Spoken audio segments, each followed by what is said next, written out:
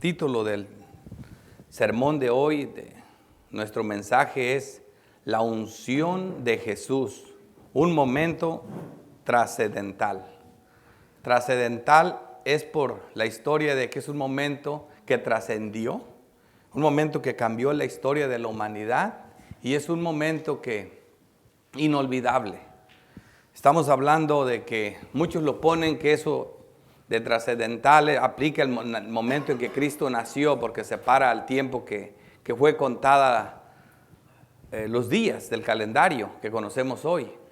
Pero realmente el momento más grande es el momento de su obra, el momento de la obra de gracia que hizo en morir y resucitar, porque eso fue lo que realmente cambió la historia de la humanidad. Y hoy vamos a comenzar en esa porción de las Escrituras. Vamos a tomar lectura a Juan 12, yo voy a leer del versículo 1 al 3, pero se estarán predicando del 1 al 11. Voy a leer. 6 días antes de la Pascua vino Jesús a Betania, donde estaba Lázaro, el que había estado muerto y a quien había resucitado de los muertos. Y le hicieron allí una cena. Marta servía y Lázaro era uno de los que estaban sentados a la mesa con él. Entonces María tomó un perfume de nardo puro y de mucho precio y ungió los pies de Jesús y los enjuagó con sus cabellos y la casa se llenó del olor del perfume. Bueno, esto que estamos viendo aquí es otro de esos momentos trascendentales que ocurren ahí. Estamos entrando a la semana de la Pasión. Aquí mismo hay muchas cosas que marcan la diferencia de la historia. Por ejemplo, ¿qué estamos viendo aquí? Los primeros 11 capítulos que ya vimos, porque ya terminamos con Juan 11, eso es lo que Jesús enseñó durante su ministerio. Hoy está concluyendo su ministerio de 3 años. Y lo que sigue estos próximos 10 capítulos es lo que Jesucristo enseña en la semana de la Pasión. Todo lo que vamos a ver en estos próximos 10 capítulos tiene que ver con la semana de la Pasión. Aquí por eso Jesús dice 6 días antes de la Pascua. Y ya saben lo que ocurrió en esa Pascua. Estaba llegando mucha gente a Jerusalén. Así es como se despide el capítulo 11 diciendo que había mucha gente en Jerusalén que habían llegado por la Pascua y que todos andaban preguntando acerca de Jesús. Y también vemos que entre toda esa euforia acerca de Cristo, que él mismo representaba esa Pascua, pero ellos no lo sabían. También los sacerdotes habían dado orden de que cuando lo vieran, lo comunicaran para matarlo. Entonces ese es el momento que cambia la historia. Por eso es la semana de la Pasión. En esos días, como dijimos hace rato, en la soberanía de Dios, Dios, a pesar de esta tristeza, de esta aflicción, de estar rodeado de sus enemigos, comienza a empezar esta semana. Sin embargo, no deja de enviar bendiciones, no deja de recibir bendiciones, no deja de estar gozoso, no deja de hacer a lo que vino a hacer. Y para eso tengo este texto de apoyo que es muy interesante. Así que vemos aquí que lo que María hizo aquí no fue nada que escapara a la soberanía de Dios. Por el contrario, ella solo fue un bello instrumento en las manos divinas, como lo fue María, la madre de Jesús, que dijo: he aquí la esclava de mi Señor, hágase en mí según tu palabra.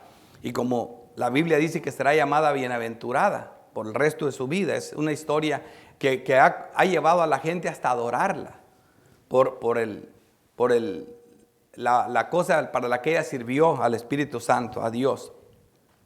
Sin embargo, eso no es correcto. También aquí vemos que Dios quiere que el hecho de esta mujer no sea olvidado, porque fue algo profetizado, algo que el salmista dijo en su espíritu que iba a ocurrir. Por ejemplo, el Salmo 23:5, que es mi texto de apoyo. Cuando digo texto de apoyo, ya saben aquí que busco un texto que casi resuma el mensaje. Y ahora es un texto poético que va a resumir este mensaje y las consecuencias, las características que ocurrieron en ese ambiente. Vean esta escena. Recréenla en este texto hermoso y luego la vamos a desarrollar en el sermón. Por ejemplo, Salmo 23:5. Enderezas mesa delante de mí en presencia de mis angustiadores. Fíjate lo hermoso que dice. Unges mi cabeza con aceite, mi copa está rebosando. ¿Qué vemos aquí? Vemos a Jesucristo por un lado, rodeado, que se le está preparando mesa, como un anfitrión. Vemos a Jesucristo, dice, enderezas mesa delante de mí en presencia de mis angustiadores. Dice, unges mi cabeza con aceite, mi copa está rebosando. ¿Cómo puede haber al mismo tiempo gozo, alegría, bendición en medio de todo este conflicto que se está desarrollando? Eso es que solo en Dios puede estar esto. Esta es la condición de un siervo de Dios, como lo es nuestro Señor Jesucristo, siempre en conflicto, pero siempre enviándonos una recompensante gracia. Esas palabras las escribió McLaren en un comentario de este texto, que es muy hermoso. Así que vamos a ver este tema desarrollado, cómo a pesar del momento, a pesar de todo, Jesucristo seguía dándonos de su amor, de su gracia. Y vamos a ver aquí personas que estuvieron invitadas en esta cena, características de estas personas, cómo nos identificamos con ellas como creyentes también. Esa es la forma en que la estructura del tema va a ser desarrollado. Como primer punto vemos 4 clases de creyentes redimidos. 4 clases de creyentes redimidos. Una clase de hipocresía o apostasía o de un falso creyente. En el tercer punto vamos a ver, los falsos creyentes son atraídos por la curiosidad y las multitudes. Comencemos. María unge a Jesús. 4 clases de creyentes redimidos. Pensamos en el versículo 1, Juan 11:1. 6 días antes de la Pascua vino Jesús a Betania, donde estaba Lázaro, el que había estado muerto y a quien había resucitado de los muertos. Primer creyente, un testimonio vivo de la resurrección. Aquí vemos a Lázaro, ¿me entiende? Vemos que que Marta servía en esa ocasión de esa cena. Vemos a María ungiendo a Jesucristo como algo muy memorable, muy grande. Y vemos a Lázaro simplemente sentado ahí. Parece que dijéramos, bueno, parece que Lázaro es el que no hizo nada en esa reunión. Pero Lázaro, él no necesitaba hacer nada. El hecho de estar sentado allí y comer estaba diciendo mucho. ¿Por qué? Porque él era un ejemplo vivo de la resurrección. Él mismo, su misma persona, él era un testimonio caminando de la resurrección. Al verlo sentado ahí, lo podemos ver porque muchos judíos por eso iban. Vengan, vamos a ver al que resucitó, vamos a ver si no es un fantasma, vamos a ver si come. Comiendo estaba ahí, sentado, vivo. El que tenía 4 días muerto, estaba ahí. Así que ese es un ejemplo de, como dicen la mayoría de los que predican esto, de un ex muerto. Estaba muerto y ahora, como dice la Escritura, vino Jesús a Betania donde estaba Lázaro, el que había estado muerto, pero ahora estaba vivo, sentado y comiendo. Ahí vemos un nacido de nuevo, un creyente redimido, y ese es el ejemplo vivo de una persona que estaba muerta pero que está viva. Es lo mismo que pasó, por ejemplo, con Nicodemo en Juan 3:3. Respondió Jesús y le dijo, de cierto te digo, que el que no naciera de nuevo no puede ver el reino de los cielos. Es un requisito nacer de nuevo. Y Lázaro es un ejemplo vivo, literal, de la resurrección de Cristo, que es lo que se predicó en Juan 11. Por eso es la importancia de Lázaro en esa cena. Él era el testimonio vivo. Y eso es lo que pasa con nosotros. Eso siempre está ocurriendo. Como dice Romanos 8:36, como está escrito, por causa de ti somos muertos todo el tiempo. Somos contados como ovejas de matadero. Aquí vemos que también Lázaro, el hecho de que Lázaro había sido un ejemplo vivo de la resurrección, o sea, era una prueba del gran milagro de Cristo. También Lázaro tenía una sentencia de muerte, como lo vamos a ver en los pasajes que siguen. Dice que también a Lázaro dijeron, también mátenlo. ¿Por qué? Porque esa es la prueba viviente de que realmente resucita muertos. Y esto no nos conviene. Así que por causa de Cristo, también Lázaro estaba condenado a muerte, como lo dice el texto. Y no solo Lázaro, hermanos. Todos los creyentes verdaderos somos contados como dice aquí, somos contados como ovejas de matadero. Qué bueno que sea por Cristo. Versículo 2. Y le hicieron allí una cena. Marta servía y Lázaro era uno de los que estaban sentados a la mesa con él. Aquí vemos, segundo creyente, refleja el servicio a Dios. Vamos a ver un texto para que vean ustedes que a veces se sacan conclusiones erróneas de una lectura que no es como parece que debe de ser. Veamos Lucas 10, versículo 38. Aconteció que yendo de camino entró en una aldea y una mujer llamada Marta le recibió en su casa. Esta tenía una hermana que se llamaba María, la cual sentándose a los pies de Jesús oía su palabra. Pero Marta se preocupaba con muchos quehaceres y acercándose dijo: Señor, ¿no te da cuidado que mi hermana me deje servir sola? Dile pues que me ayude. Respondió Jesús, le dijo: Marta, Marta, afanada y turbada estás con muchas cosas, pero solo una cosa es necesaria, y María ha escogido la buena parte, la cual no le será quitada. Muchas veces erróneamente nos lleva a la conclusión de que aquí Jesucristo aprueba los hechos de María y desaprueba completamente lo que Marta está haciendo. Y parece ser que Marta no es una creyente verdadera y María sí lo es. Entonces eso nos llevaría a dejar de trabajar a todos y tirarnos todos según a los pies de Cristo, porque esta sería la solución más concreta. Pero aquí vemos en esta cena estos creyentes haciendo cada quien lo que sabía hacer. En esta cena Lázaro no tenía que hacer nada, simplemente estar sentado y comiendo, porque ya estaba sirviendo a la obra de Dios. Un creyente verdadero lo primero que hace es reflejar la gloria de Dios, reflejar la obra de Dios. Eso es. Cristo acababa de decir en Juan 11 que Él era la resurrección y la vida. Y Lázaro estaba reflejando esa palabra, esa verdad. Él mismo, mire, yo soy un ejemplo de eso, un resucitado. Ahora, Marta, aquí la vemos haciéndole un servicio a Dios. ¿Me entiende? Los diáconos, eso es lo que hacen, sirven a la iglesia, ¿verdad? Todo. Y hay mujeres que no son diáconas por nombre, pero es como si lo fueran por su servicio a la iglesia. Sirven a la iglesia. Y Dios deja que eso sí ocurra. Aquí la vemos que si no hubiera sido, oigan esto, porque ella era una mujer servicial, no la hubiera invitado Simón a su casa para que hiciera la comida. Pero ella tenía fama de ser una mujer responsable y que sabía hacer qué hacer y que sabía cocinar. Por eso Simón le dice: ven, ayúdame, prepara la comida porque voy a tener el invitado más importante de mi vida, Jesucristo. Y ella estaba ahí. Entonces, pero en la mesa se habla de que algunos dicen que estaban 15 personas. Los 12 discípulos, Jesús 13, Lázaro 14 y Simón 15. Pero no sabemos. Después vemos que llegaron muchos curiosos a ver. Así que lo que vemos aquí es Dios como una persona sirviendo, haciendo su trabajo, está glorificando a Dios y dándole gloria con su trabajo. Es otra clase de creyentes. Ella no tenía que hacer más nada que servir y estaba dándole gloria a Dios, estaba haciendo un servicio para Dios.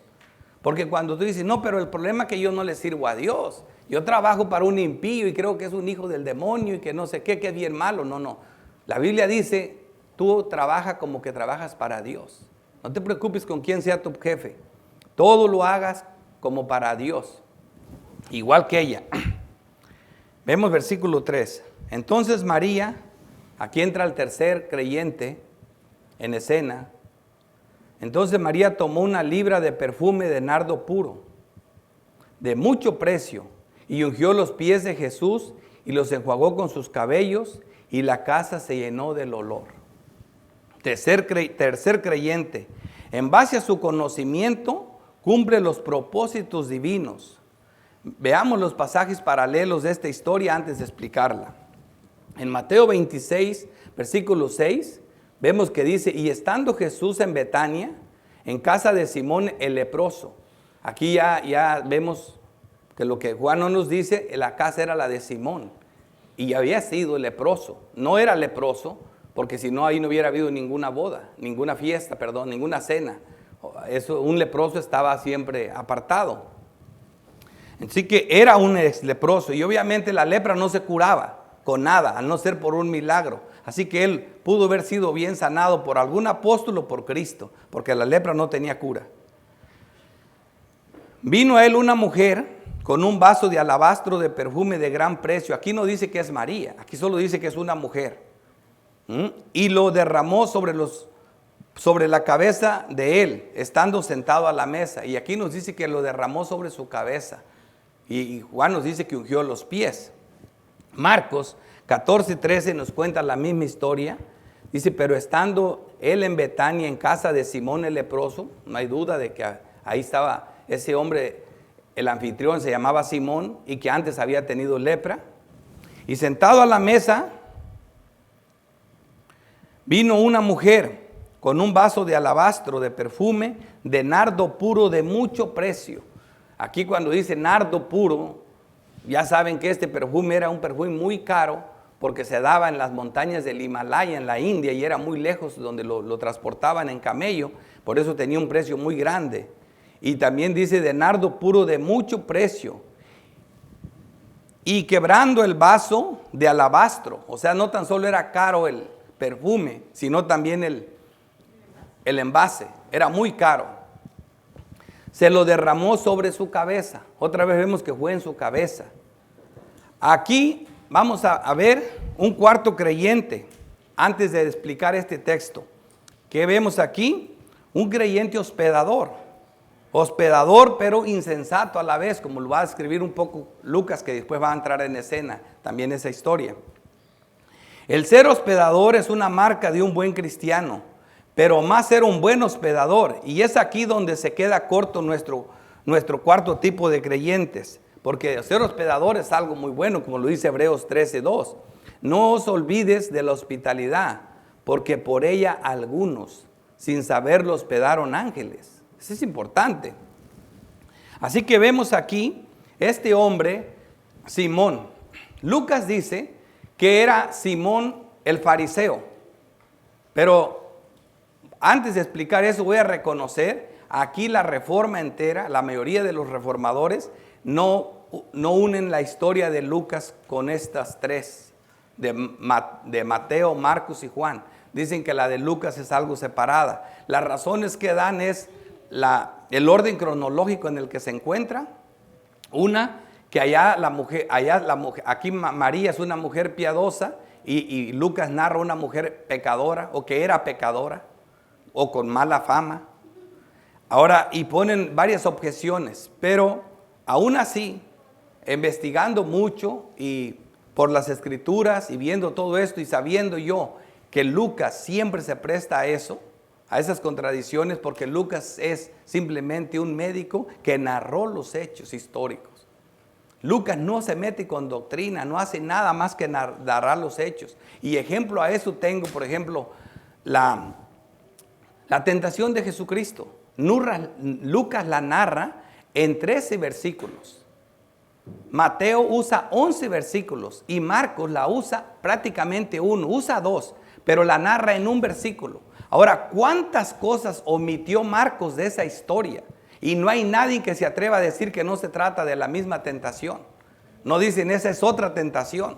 Sin embargo, son 12 versículos de narración que Lucas narra con detalles. Pero para Marcos no, simplemente dijo que Jesús estaba con las fieras. Jesús ayunó por 40 días, o sea, no comió por 40 días. Estaba con las fieras y los ángeles le servían. Es todo lo que dice. Pero dijo mucho. Fue tentado, también dice. Entonces eso es bien importante entender eso.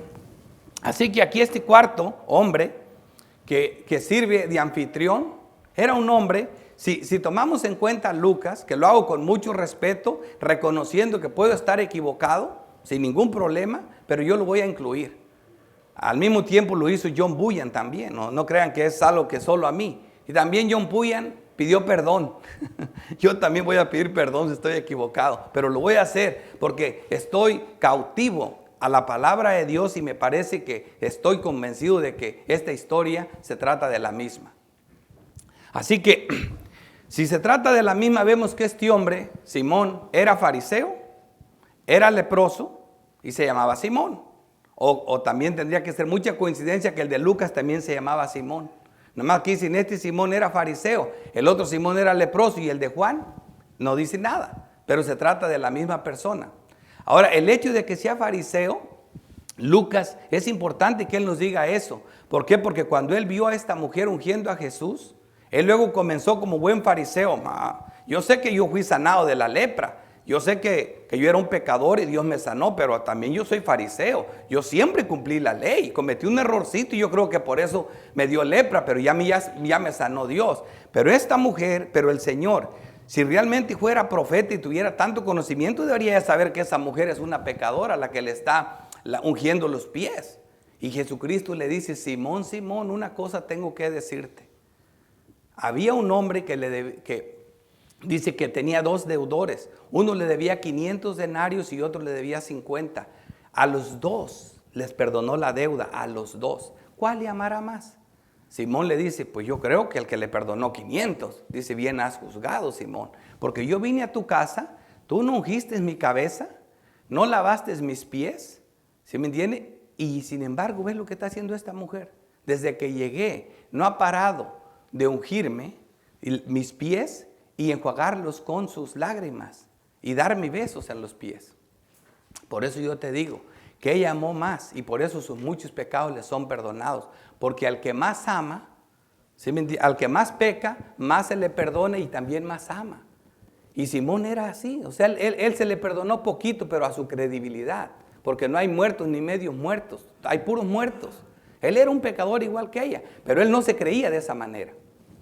Entonces aquí vemos nosotros cómo el Señor lo reprende en eso. Él se creía muy, muy puro a sus ojos, pero era un santo. ¿Por qué? Porque ¿qué dice Jesús? A los 2 se les perdonó la deuda. A los 2. Tú también eras un leproso, pero ya no lo eres. Tú eras un siervo, un esclavo del pecado, pero ya no lo eres. Por eso, hermanos, no se extrañen que en la iglesia tengamos hermanitos fariseos todavía, pero son santos, pero son fariseos. Siempre van a decir, es que yo no era como los demás. Yo desde que nací yo estoy en la iglesia y este acaba de llegar, el mes pasado todavía era cantinero, pero yo no. El mes pasado todavía tenía mujeres por donde quiera. No, tranquilos, no seas fariseo. A los 2 se les perdonó la deuda. Pero te aseguro que al que más se le perdona, más ama. Esa es una característica de este cuarto creyente. Hospedador pero insensato, le digo yo, porque era como los Gálatas. Los Gálatas insensatos comenzaron por la gracia y querían continuar por las obras. Ahora, eso no quiere decir que no eran creyentes los Gálatas, ¿verdad? Pero eran insensatos, eran torpes. Ahora hagamos la comparación de los textos paralelos, incluyendo a Lucas. Lucas 7:36 nos dice, uno de los fariseos rogó a Jesús que comiese con él, pero no dice que fue 6 días antes de la Pascua. O sea, el orden cronológico no se presta. Y luego dice, y habiendo entrado en casa del fariseo, se sentó a la mesa. También allá Jesucristo se sentó a la mesa. Entonces una mujer de la ciudad, aquí no da nombres, pero tampoco Mateo y Marcos dan nombres, dicen una mujer. Pero aquí dice de la ciudad, y que era pecadora. Y dicen, pero esta era piadosa. Pero qué piadoso era que no haya sido pecadora, hermanos. Si era piadosa ahora, pero antes fue pecadora. María, Lázaro y todo mundo. María, la madre de Cristo, también era pecadora. Todo mundo era pecador antes de ser redimido. Así que ¿por qué se ofenden tanto por eso? Es que una era piadosa y la otra era pecadora. No, las dos eran pecadoras. Y aquí está diciendo, era pecadora, pero ya no. Al saber que Jesús estaba en la mesa en casa del fariseo, trajo un frasco de alabastro con perfume. Así que esta mujer, Matthew Henry pone 4 características y dice rotundamente que por nada del mundo confundamos aquella historia con esta, que esta es otra. Y da 4 razones. El orden cronológico, que este Simón es fariseo. Bueno, si era leproso y era fariseo y era Simón, no importa, pero él dice que era fariseo. Aparte dice que esta mujer era una mujer con mala fama y por eso ya no debe estar aquí. Hermanos, la Biblia nunca, el hecho de que creamos nosotros en Dios, la Biblia nunca nos quita lo que realmente éramos. Yo me apego a las escrituras. Por ejemplo, vamos a ver el caso de la mujer de David. siempre se llamó la mujer de Urías. Parece que le dijéramos, espérate Señor, ya Urías murió, ahora es mujer de David. No se oye bien que le digas la mujer de Urías. Pero no tan solo en el Antiguo Testamento, sino que en el Nuevo Testamento, Mateo cuando da el orden genealógico de Cristo, y para hablar de Salomón dice el hijo de la mujer de Urías. El hijo de Betsabé, la mujer de Urías. Aunque esa mujer posiblemente al igual que David está en el cielo, pero siempre se recuerda su pecado. Otro ejemplo más claro. Uno de los hombres, el padre de la fe es Abraham. Le creyó a Dios y le fue contado por justicia. Y Santiago lo trae para probar que él le creyó a Dios y le fue contado con justicia, pero que sus obras avalaban su fe.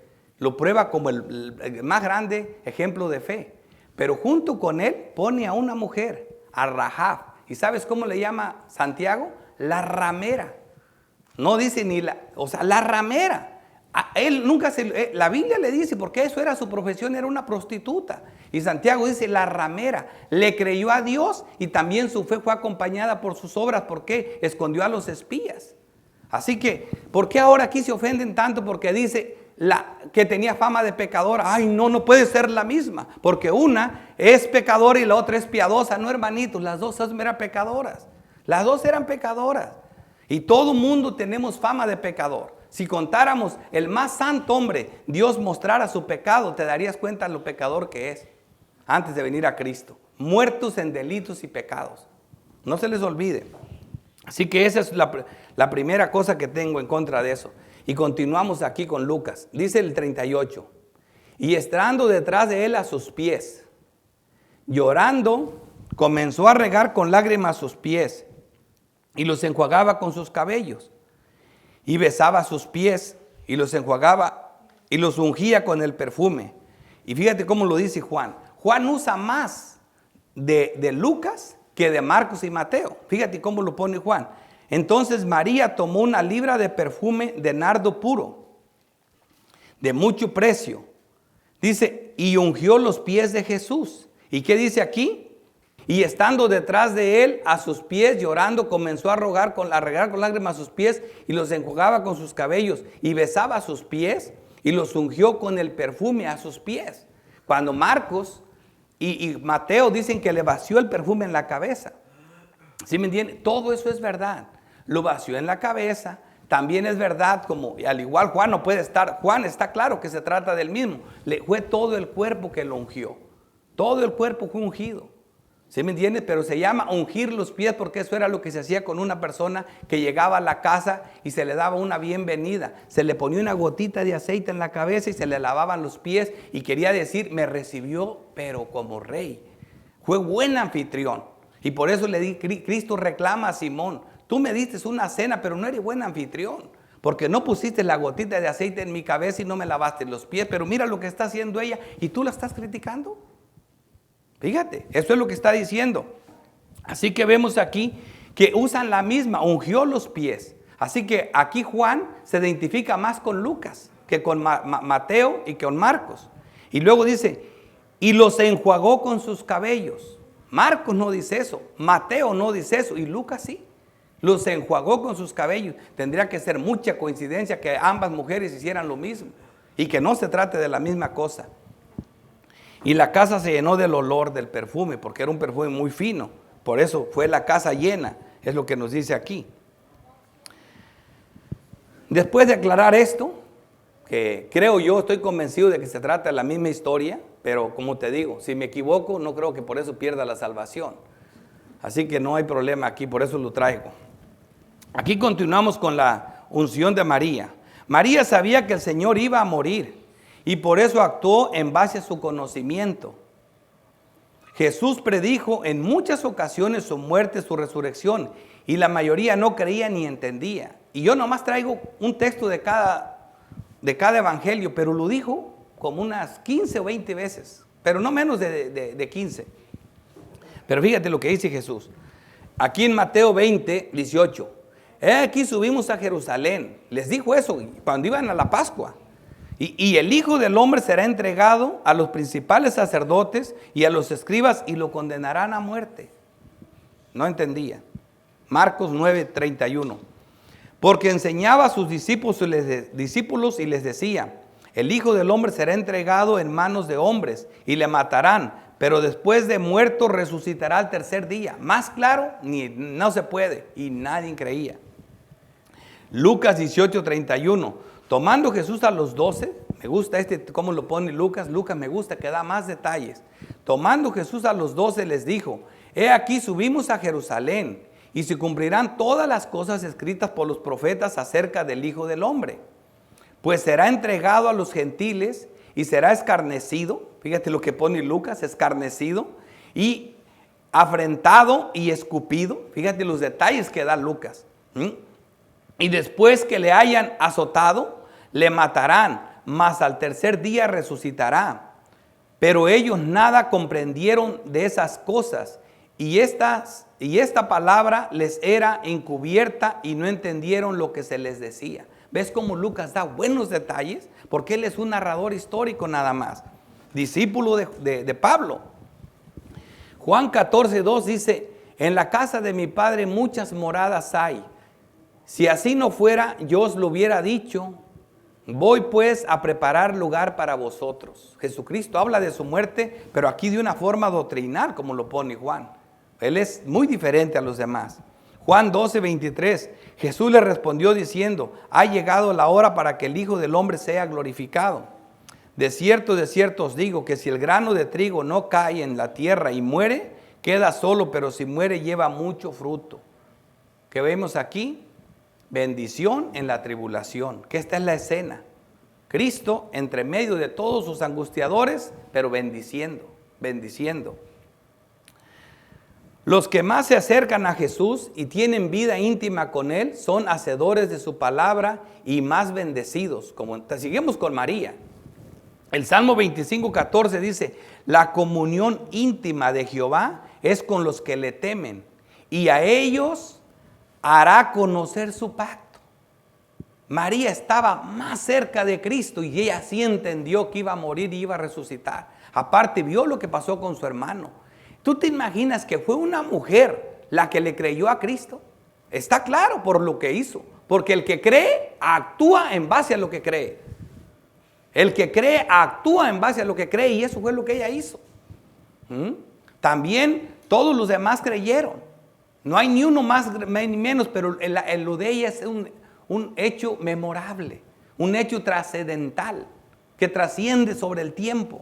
Dice Jesús: quiero que los 4 evangelios lo narren para que quede como memoria de lo que ella hizo, porque ella me entendió, ella me creyó contra todo pronóstico.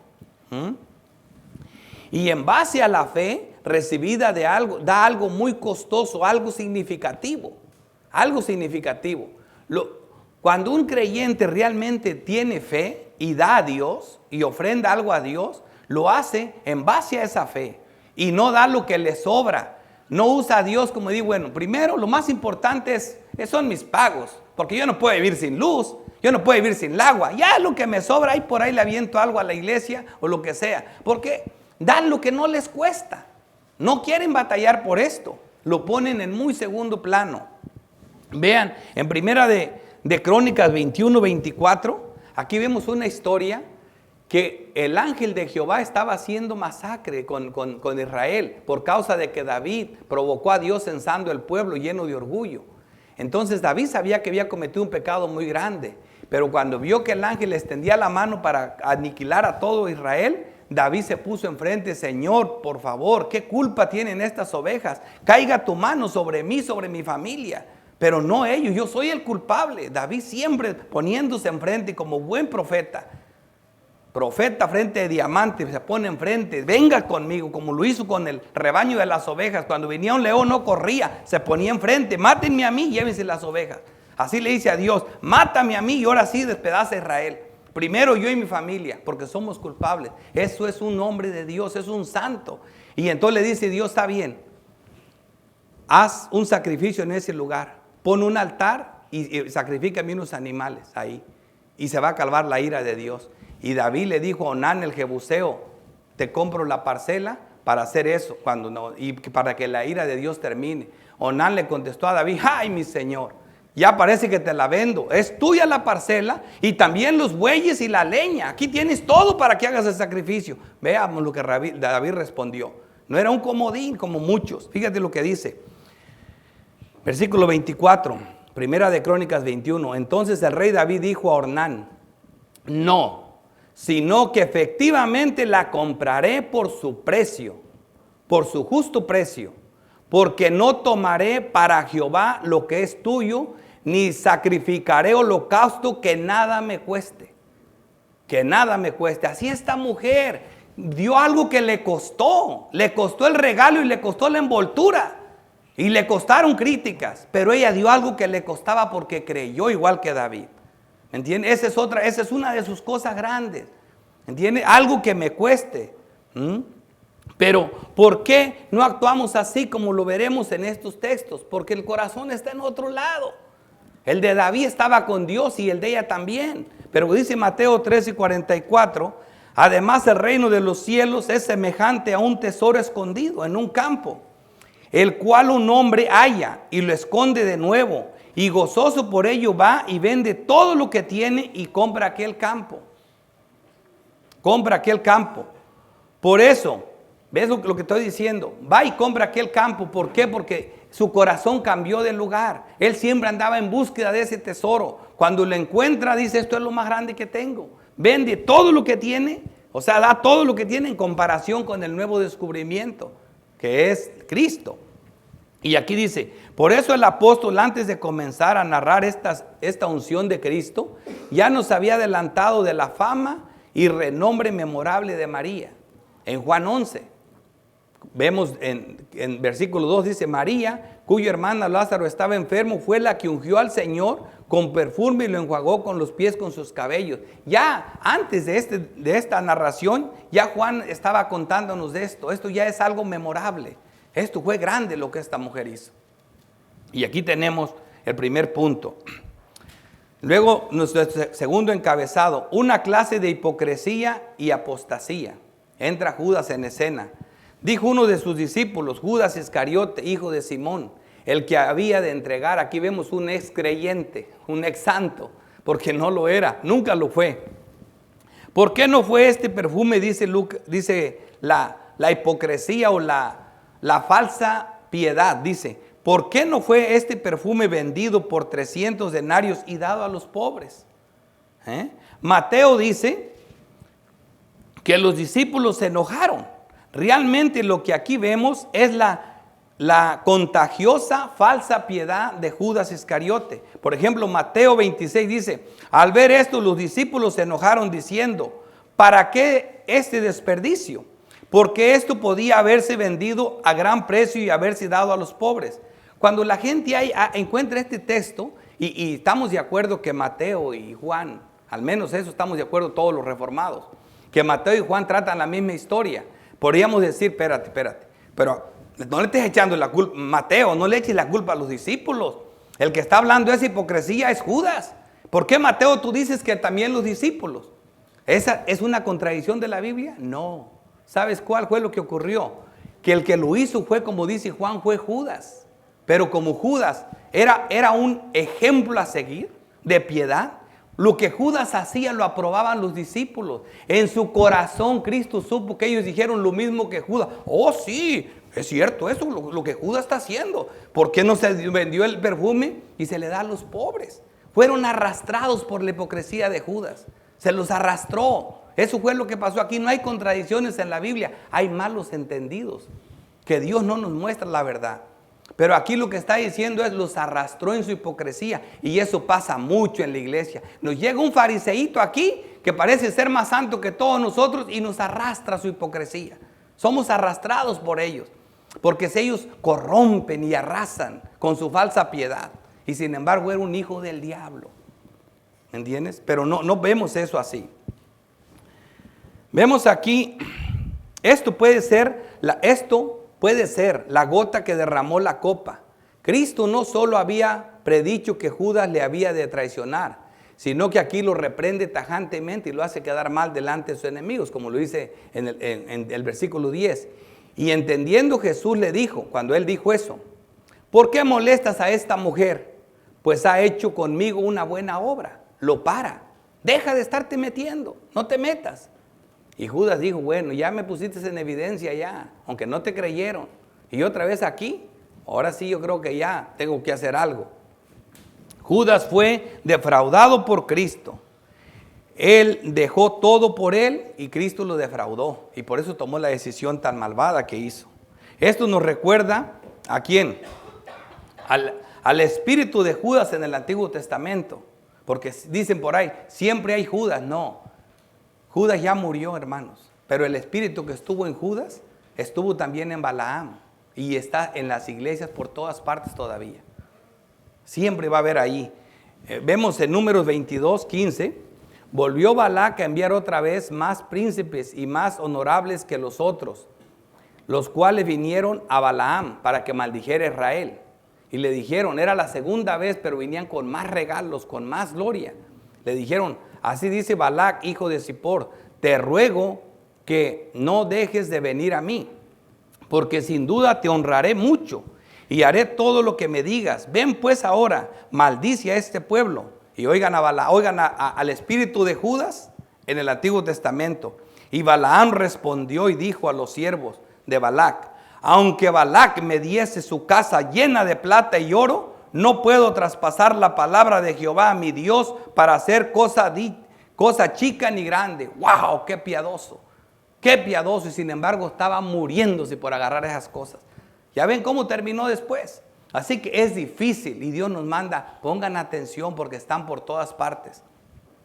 Por eso la doctrina nos advierte del gran peligro del amor al dinero. Primera de Timoteo 6:8. Así que teniendo sustento y abrigo estemos contentos en esto.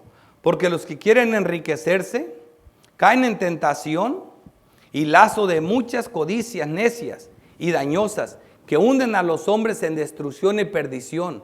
Porque raíz de todos los males es el amor al dinero, el cual codiciando algunos se extraviaron de la fe y fueron traspasados de muchos dolores. Aquí vemos qué advertencia tan hermosa de la doctrina acerca de esto, del espíritu de Balaam, del espíritu de Judas Iscariote. Aún esta clase de maldad Dios controla para su voluntad y nuestro bien. Mateo 26, 24. A la verdad el Hijo del Hombre va, según está escrito de él. O sea, lo que Judas hizo se adapta bien a lo que está escrito de él. Mas ay de aquel hombre por quien el Hijo del Hombre es entregado. Bueno le fuera a ese hombre no haber nacido. Entonces respondió Judas, el que le entregaba, dijo, ¿soy yo, maestro? Le dijo, tú lo has dicho. Pero esta maldad se acomodó a los planes de Dios. Así tenía que ser. Pero ay de aquel hombre, como quiera. Versículo 6. Pero dijo esto no porque se cuidara de los pobres, sino porque era ladrón y tenía la bolsa donde sustraía de lo que se echaba en ella. Bendito Dios que el Espíritu de Dios nos revela realmente las intenciones de Judas. ¿Por qué? Por el Evangelio de Juan. Ningún otro dice esto, pero Juan nos dice cuál era la verdadera intención. Pero estas cosas que está viendo aquí, se las contagió Judas a los discípulos. Y siguen siendo contagiadas por los otros Judas en las iglesias. Este espíritu malvado. Aquí el apóstol desenmascara aquí el apóstol desenmascara al apóstata. Lo mismo que Balaam. Balaam también pagó por eso. Números 31:8. Mataron también entre los muertos de ellos a los reyes de Medián, Evi, Riquem, Sur, Ur y Reba. 5 reyes de Medián. También a Balaam, hijo de Beor, mataron a espada. Así terminó este apóstata del Antiguo Testamento. Y les dijo Moisés, ¿por qué habéis dejado con vida a todas las mujeres? He aquí por consejo de Balaam. Ellas fueron causa de que los hijos de Israel prevaricasen contra Jehová en lo cuanto a Baal peor. Por lo que hubo mortandad en la congregación de Jehová. Matad pues ahora a todos los varones de entre los niños, matad también a toda mujer que haya conocido varón carnalmente. ¿Ves lo que provoca el espíritu de Judas en una iglesia? Mortandad. Mortandad, que lo sigan muchos y que haya matanza. Eso es lo que provoca ese espíritu malvado. Así que ya vimos 4 ex pecadores y vemos un ex santo. ¿Sí me entiende? Parecía creyente y no lo era. Aquellos eran pecadores de diferentes formas y ahora los vemos dando un servicio hermoso al Señor. Entonces Jesús dijo, dejadla, para el día de mi sepultura ha guardado esto, porque a los pobres siempre los tendrás con vosotros, mas a mí no siempre me tendrás. Siempre habrá pobres, no porque Dios no sea soberano como algunos creen, sino todo lo contrario, porque Dios es soberano. Y la pobreza es un juicio preliminar de nuestro pecado, como lo pretendo explicar en este texto, Apocalipsis 6:5. Cuando abrió el tercer sello, vi el tercer ser viviente que decía, ven y ve, y mira, y miré, y he aquí un caballo negro, y el que lo montaba tenía una balanza en la mano, y oí una voz de en medio de los 4 seres vivientes que decía, estos caballos salen del reino, enviados por Dios. Fíjate lo que decía, aquí está la explicación, ¿por qué va a haber siempre pobres? 2 libras de trigo por 1 denario y 6 libras de cebada por 1 denario, pero no dañes al aceite y al vino, que está diciendo. 2 libras de trigo por 1 denario, era el salario de un hombre. Y si en una casa había 6, 7 miembros de la familia, 2 libras de trigo ya no alcanzaban para alimentar la casa. Así que, ¿qué hacía este hombre? Tenía que comprar harina. Luego dice, y 6 libras de cebada por 1 denario. O sea, en lugar de comprar steak, compramos frijolitos para que coman todos. O sea, esa es la vida del pobre. Pero esto se salió del control de Dios. Fíjate lo que dice. Pero no dañes al aceite y al vino. No me toques el producto de los ricos. Que sigan siendo ricos. ¿Para qué? Para crear desigualdad en la tierra. Para que haya pobreza, hambruna. ¿Por qué? Porque es un juicio de Dios por el pecado de este mundo. Así que los pobres siempre van a estar. No hay malos presidentes. No va a haber un presidente que acabe con la pobreza. Porque la pobreza viene del cielo. Es una orden celestial que siempre va a haber. Aquí eso no va a fallar. Por eso ni se preocupen por eso. Cuando les digan, hoy estoy desperdiciando la comida aquí, niños muriéndose en África. No te preocupes. Dios controló eso. No que seamos indiferentes a eso, no me malinterpreta. Pero no vamos a acabar con la pobreza. Eso es mi punto. Porque lo dijo Dios. Los falsos creyentes son atraídos por la curiosidad y las multitudes. Ese es nuestro último encabezado. Tercero. Gran multitud de los judíos supieron entonces que él estaba ahí y vinieron, no solamente por causa de Jesús, sino también para ver a Lázaro, a quien había resucitado de los muertos. Aquí estaban los curiosos y también Lázaro. Estos grandes milagros atraen grandes multitudes, pero también muchos falsos creyentes, como lo dice Hechos 8:12. Pero cuando creyeron a Felipe, que anunciaba el evangelio del reino de Dios, y el nombre de Jesucristo, se bautizaron hombres y mujeres. También creyó Simón mismo, y habiéndose bautizado estaba siempre con Felipe, viendo las señales y grandes milagros que se hacían, estaba atónito. ¿Por qué se bautizó y creyó Simón? Porque él hacía milagros mentirosos, hacía magia, pero estos hacían milagros poderosos, y atraído por eso fue y se bautizó, pero era un falso creyente, lo mismo que todos estos que están aquí afuera. O este ejemplo de lo falsa que suele ser la multitud, que solo busca llenarse el vientre y va tras las señales y milagros, como lo vimos en Juan 6. Voy a hablar solo del versículo 64. Pero hay algunos de vosotros que no creen, porque Jesús sabía desde el principio quiénes eran los que no creían y quién le había de entregar, aunque había mucha multitud allí. Después de que comieron, fue un milagro que había como 15,000 personas que comieron y se alimentaron, que multiplicó los panes y los peces. Y dijo, por eso os he dicho, que ninguno puede venir a mí si no le fuere dado por el Padre. Desde entonces muchos de sus discípulos volvieron atrás y ya no andaban con él. Acuérdate que él acababa de decir que había que comerse su carne y beberse su sangre. Y se fueron. Dijo entonces Jesús a los 12, que parecían eran los verdaderos, ¿quieres acaso ir también vosotros? Le respondió Simón Pedro, Señor, ¿a quién iremos? Tú tienes palabras de vida eterna. Y nosotros hemos creído y conocemos que tú eres el Cristo, el Hijo de Dios viviente. Jesucristo les dice, todavía aquí hay otros que no creen. Les dice, Jesús le respondió, ¿no os he escogido yo a vosotros los 12? Y uno de vosotros es diablo. Ni siquiera ahí estaban todos puros, ni en los 12. Así que, ¿qué pasó con aquella multitud? Nomás comieron y se llenaron y andaban detrás de Cristo por los milagros y porque comieron a llenarse. Así pasa con mucha gente en las iglesias. Andan detrás queriendo llenar el vientre, no el alma. Versículo 10. Pero los principales sacerdotes acordaron dar muerte también a Lázaro, porque era el testimonio vivo de la resurrección. Porque a causa de él muchos de los judíos se apartaban y creían en Jesús. Este hecho de la exaltación de María y la reprensión de Judas denotó la traición de Judas y el principio de la pasión del Señor. Fue un hecho muy importante, porque Judas aquí quedó descubierta de su hipocresía. Mateo 26:20 dice: cuando llegó la noche se sentó a la mesa con los 12 y mientras comían dijo: de cierto os digo que uno de vosotros me va a entregar. Y entristecidos en gran manera comenzó cada uno de ellos a decir: ¿soy yo, Señor? Entonces él respondió y dijo: el que mete la mano conmigo en el plato, ese me va a entregar. A la verdad el Hijo del Hombre va según está escrito de él, más hay de aquel hombre por quien el Hijo del Hombre es entregado. Bueno le fuera a ese hombre no haber nacido. Entonces respondió Judas, el que le entregaba, y dijo: ¿soy yo, maestro? Le dijo: tú lo has dicho. Jesucristo lo pone en descubierto, tanto ahí como acá, por su hipocresía. Jesús nos advierte que si a él lo persiguieron, también lo harán con nosotros. ¿Por qué? Porque tenemos al testimonio vivo de la resurrección, que era Lázaro, y también entró al grupo de los que querían asesinar, también lo querían matar.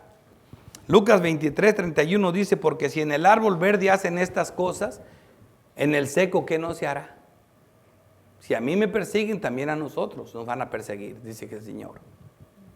Juan 16:33: estas cosas os he hablado para que en mí tengáis paz. En el mundo tendréis aflicción, pero confiad, yo he vencido al mundo. ¿Ves? La misma aflicción que el Señor tuvo, también nosotros la heredamos en ese caso siguiendo a Cristo. Como resumen, ahora ya con el mensaje recibido, podemos recrear mejor nuestro texto de apoyo. Salmo 23:5. Enderezas mesa delante de mí en presencia de mis angustiadores. La palabra mesa tiene una connotación de recompensa. En presencia es como recompensa futura, recompensa que va a continuar con el tiempo. Así que dice: enderezas mesa delante de mí en presencia de mis angustiadores, unges mi cabeza con aceite y mi copa está rebosada. Vemos que a pesar del ambiente, a pesar de la persecución, Cristo está gozándose en una cena que se le dio, donde fue ungido por esta mujer, y es una recreación de lo que ocurrió en el cielo cuando Cristo fue glorificado. Dios preparó la gran mesa, lo ungió con el Espíritu Santo.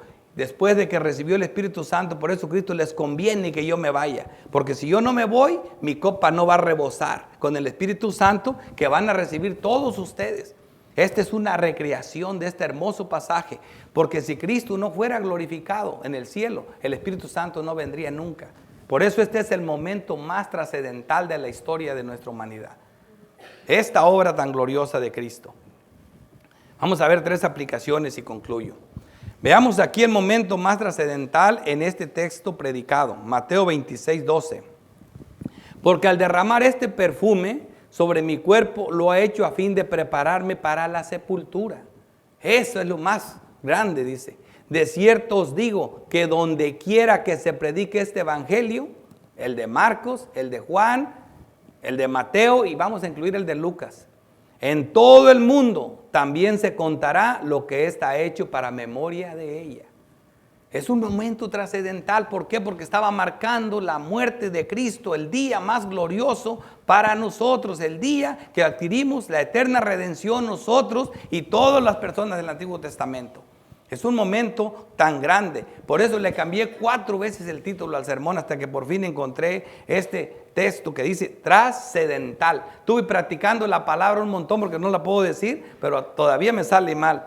Trascendental. Es un momento que trasciende en la historia, que es memorable como el hecho que ella hizo.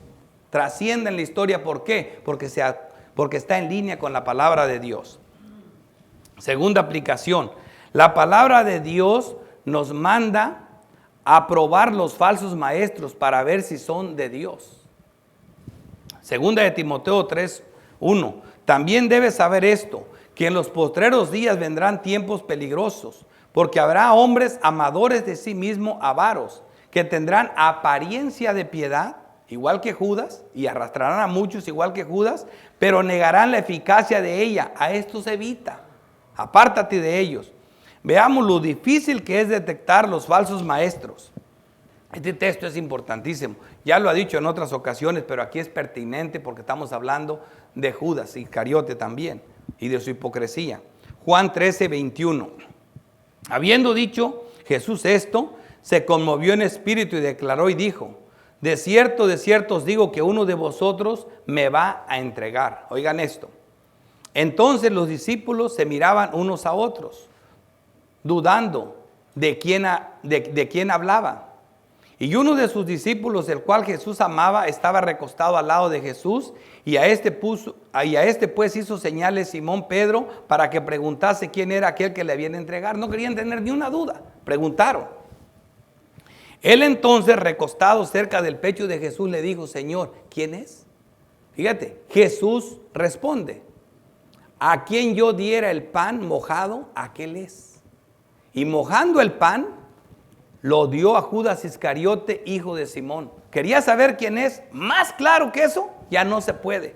Oigan esto, porque esto es importante. Y se lo digo de todo corazón, porque no muchos lo dicen, Oigan esto. Te lo digo de todo corazón, porque eso estaba más claro que nada. Lo hizo, pues ninguno le creyó. Era más fuerte la hipocresía, la corriente a la que fueron arrastradas con la supuesta piedad de este malvado Judas, que lo que el mismo Dios encarnado les dijo acerca de él. Y eso se los digo, ¿saben por qué? Porque una vez que un hombre se hace famoso y anda con una piedad. A mí me dijeron, cuando critiqué una vez a un hombre de eso, me dijeron: ay, si tú vieras la santidad de él, te tirarías de rodillas a sus pies. Le digo: jamás lo haría. Que Dios me guarde, que me quite la vida antes de hacer eso, porque solo a Cristo me le tiro de rodillas a los pies. A ningún hombre ni ninguna falsa piedad. Porque hay hombres que se cuidan de tener una piedad, hablan de una gran piedad, igual que este malvado. No le creyeron a Cristo. Fíjate lo que dijeron ellos. Pero ninguno de los que estaban a la mesa, los apóstoles, entendió por qué lo dijo esto. Porque algunos pensaban, puesto que Judas tenía la bolsa, que Jesús le decía: compra lo que necesitamos para la fiesta.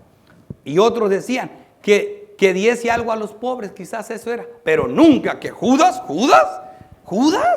Es como si ahorita dijéramos, por ahí tantito se me saliera a decir que uno de los famosos no es creyente. Ay. Me fusilan a mí. ¿Cómo te atreves a decir del santo hombre de Dios que? ¿Por qué? Porque ya adquirió fama. Hermanos, somos adoradores de Cristo, no de los hombres. La piedad de Cristo es la más gloriosa, y la poquita piedad que se ve en un hombre no es otra cosa que el reflejo pálido de la gloria de Cristo en nosotros. No nos dejemos ir por la piedad de los falsos creyentes, porque se meten por todas partes. Hay que tener cuidado. Esa es una aplicación para la iglesia. Tercera aplicación: este ecumenismo falso de estos días es muy peligroso para el pueblo de Dios. Segunda de Timoteo 3:12. Y también todos los que quieren vivir piadosamente en Cristo Jesús padecerán persecución. Hermanos, así como lo dice la palabra de Dios, los verdaderos creyentes también somos perseguidos por todas estas iglesias que son arrastradas por estos falsos Judas, por el espíritu de Judas Iscariote. Siempre nos están persiguiendo, siempre nos están atacando a nosotros, que creemos las cosas como Dios las manda. Quieren que seamos arrastrados a creer todas las herejías que ellos creen. Debemos tener mucho cuidado. Y por último, a los que están sin Cristo, ya ven ustedes lo que es la falsa religión y lo que le espera a los incrédulos. Por eso les ruego de todo corazón, supliquen a Dios, pídanle a Dios que borre sus pecados, que perdone su maldad, y entréguense a Cristo, pidiendo y confiando solo en Jesucristo, pidiendo el Espíritu Santo de todo corazón. No hay otra cosa que podemos hacer. Oremos.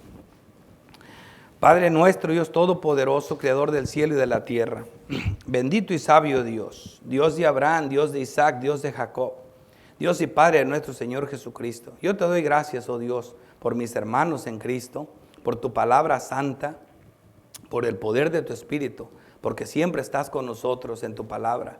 Gracias porque nos unges con poder, Señor, para darnos fuerzas, para evitar la debilidad con la que nos paramos a presentar tu palabra.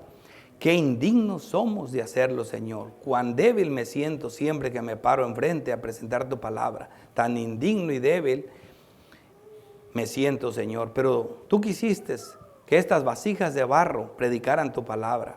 Te pido perdón por mis faltas, perdón por mi ignorancia, y te pido por todos los hermanos que están aquí, que sean edificados, que creamos a tu palabra y que nos llenes de sabiduría. Porque te lo pido en el nombre de Cristo Jesús. Amén.